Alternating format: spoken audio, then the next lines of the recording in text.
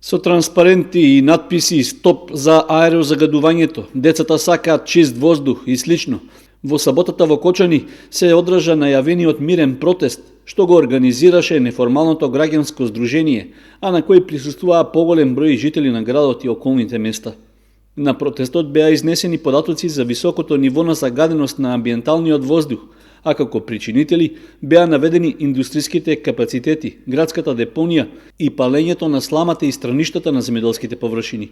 При тоа од надлежните институции беше побарано да се преземат конкретни мерки за подобрување на состојбата, како и санкции за прекршителите.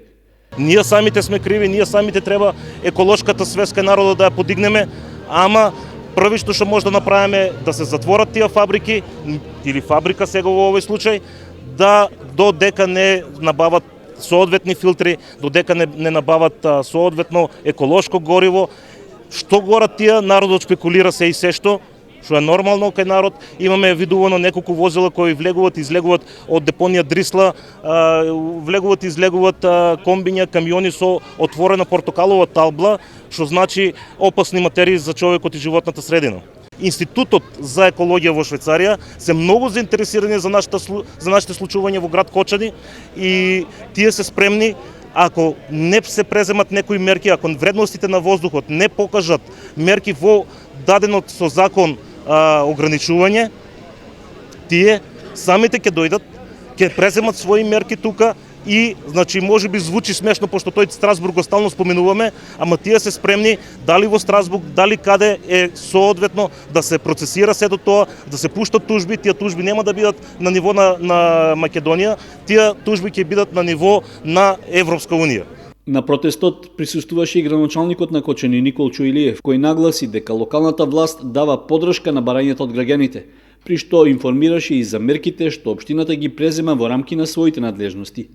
Јас имам повеќе средби и со надлежните служби и со организаторите на овој протест, каде што сите сме единствени дека треба сите заеднички да постапуваме во рамките на нашите овластувања, во рамките на законските обврски, се со цел да допринесеме овој проблем на вистина што е можно поскоро да го ставиме под контрола и да на вистина добиеме квалитетен воздух што на сите ни е потребен и сите ние го заслужуваме.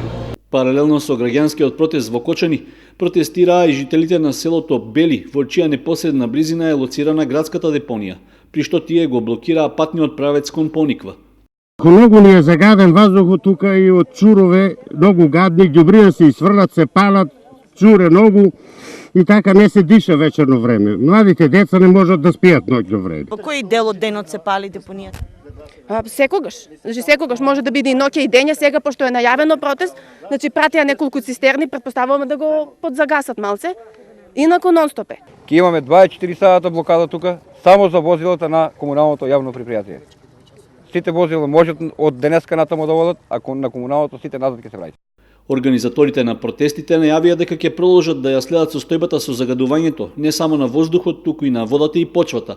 Рекоа дека доколку нема позитивни промени, подготвени се да продолжат со слични реакции за да ги искажуваат своите ставови и барања.